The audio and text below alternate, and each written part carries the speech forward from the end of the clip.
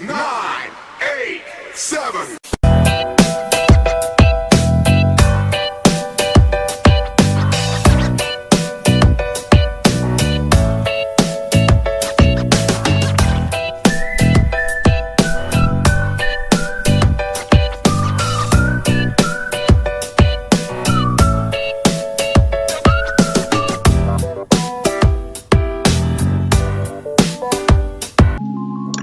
Oke, bismillahirrahmanirrahim. Assalamualaikum warahmatullahi wabarakatuh.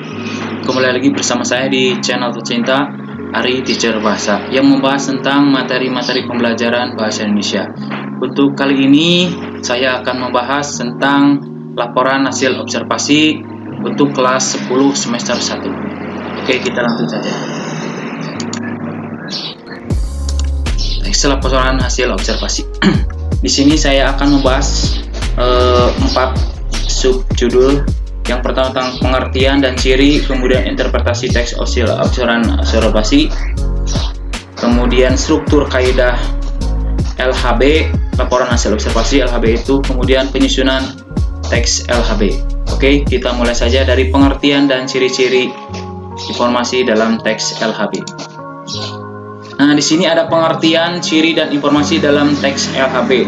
Yang pertama tentang pengertian dan ciri-ciri teks LHB. Oke, kita langsung saja. Pengertiannya yaitu teks laporan hasil observasi atau report berisi penjabaran umum mengenai sesuatu yang didasarkan pada hasil kegiatan observasi. Nah, kegiatan observasi merupakan kegiatan pengumpulan data atau informasi melalui pengamatan langsung atau peninjauan secara cermat di lapangan atau lokasi pengamatan. Nah, biasanya kegiatan ini dilakukan untuk memperoleh informasi. Nah, ciri-ciri teks laporan hasil observasi diantaranya sebagai berikut. Yang pertama, bersifat objektif. Jadi harus objektif, kemudian global, dan universal. Kemudian yang kedua, objek yang akan dibicarakan atau dibahas adalah objek tunggal. Oke, kemudian yang ketiga, yang C ditulis secara lengkap dan sempurna. Kemudian yang D ditulis berdasarkan fakta sesuai dengan pengamatan yang telah dilakukan. Kemudian yang E, informasi teks merupakan hasil penelitian terkini yang sudah terbukti kebenarannya. Kemudian yang F, tidak mengandung prasangka, dugaan, atau pemihakan yang menyimpang atau tidak tepat. Kemudian yang G, saling berkaitan dengan hubungan berjenjang antara kelas dan subkelas yang terdapat di dalamnya. Nah, itu merupakan ciri-ciri teks LHB. Tadi pengertiannya, teks LHB yaitu berisi tentang penjabaran umum mengenai sesuatu yang didasarkan pada hasil kegiatan observasi. Jadi harus melakukan observasi terlebih dahulu sebelum membuat laporan hasil observasi. Nah, itu pengertian dan ciri-cirinya. Oke, kita lanjut. Informasi dalam teks laporan hasil observasi apa saja? Nah, kita lihat. Nah, di sini informasi yang terdapat dalam teks LHB. Yang pertama, yaitu informasi yang terdapat dalam teks LHB atau laporan hasil observasi merupakan fakta yang ditemui pada objek yang diamati. Jadi fakta yang ditemui pada objek yang diamati. Nah, fakta adalah peristiwa yang benar-benar terjadi. Fakta menunjukkan kebenaran informasi.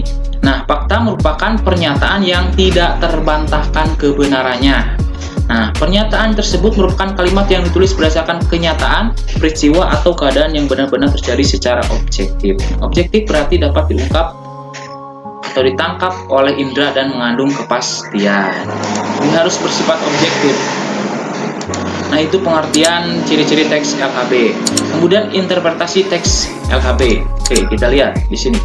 Interpretasi teks laporan hasil observasi.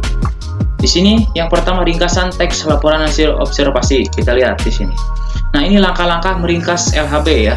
Yang pertama, memahami isi teks. Jadi kita harus pahami dulu isi teksnya apa yang akan kita buat ringkasan. Kemudian yang kedua, menemukan pokok-pokok informasi dalam teks LHB. Temukan dulu pokok-pokok informasinya. Kemudian yang terakhir, baru dikembangkan pokok-pokok tersebut ke dalam sebuah paragraf. Nah, itu gampang kan? Jadi cara atau langkah-langkah meringkas teks LHB. Kemudian yang selanjutnya, simpulan fungsi teks laporan hasil observasi. Nah, simpulan fungsinya. Nah, di sini simpulan teks hasil LHB. Interpretasi terhadap teks laporan hasil observasi dapat dilakukan dengan menyimpulkan teks laporan hasil observasi atau LHB.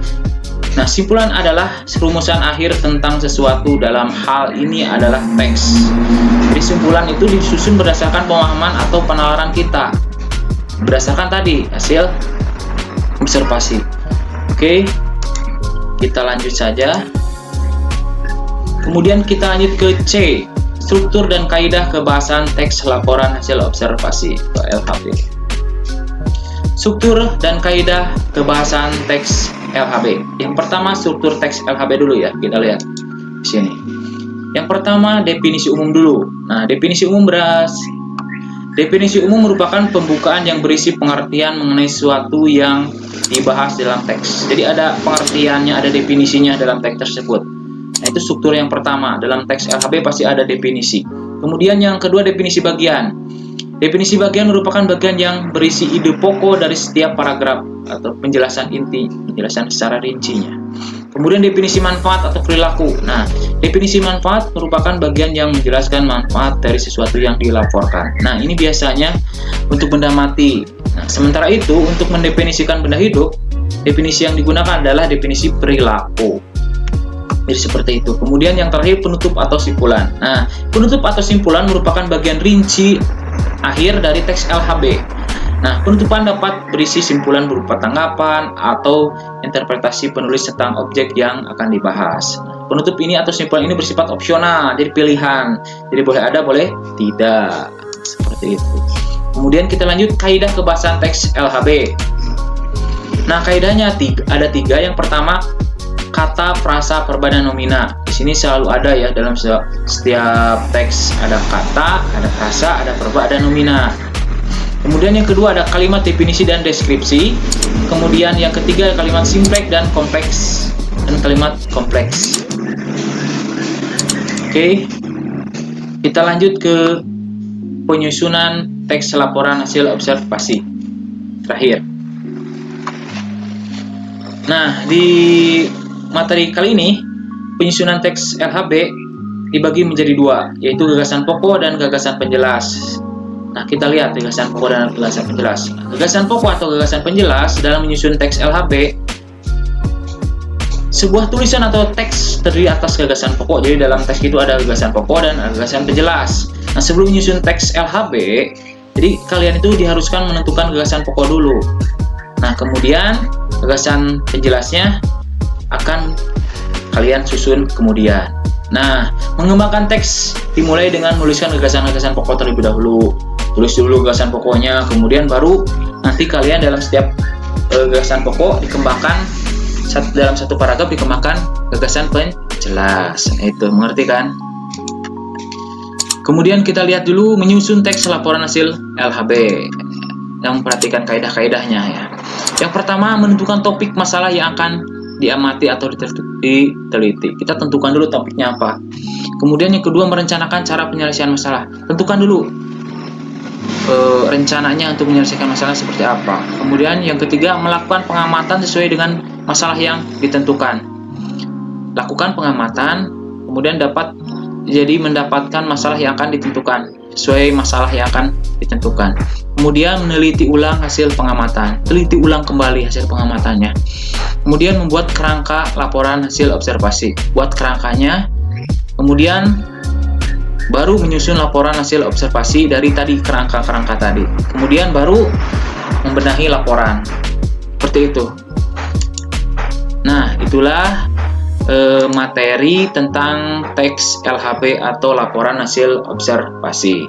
Seperti itu. Jadi teks hasil observasi ini merupakan teks yang diamati, kemudian hasilnya dibuat laporan.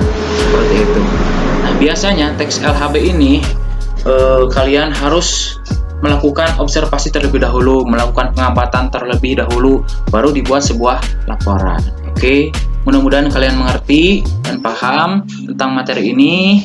Mohon maaf apabila ada kesalahan atau salah dalam pengucapan atau dalam menjelaskan, mohon maaf. Jangan lupa nanti kalian di-subscribe, kemudian di-like, di-share. Terima kasih atas perhatiannya. Mudah-mudahan bermanfaat bagi kalian semua. Assalamualaikum warahmatullahi wabarakatuh.